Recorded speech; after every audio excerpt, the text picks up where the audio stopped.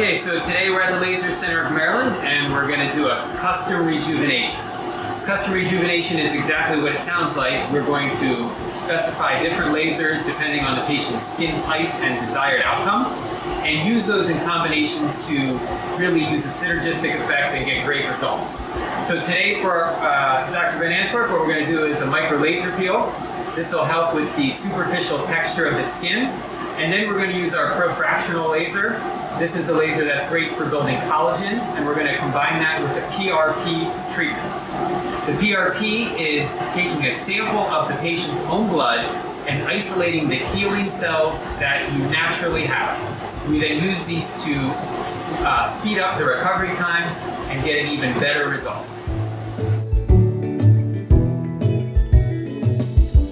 Well, I'm done. As you can see, actually, I'm well done, or some might think medium rare.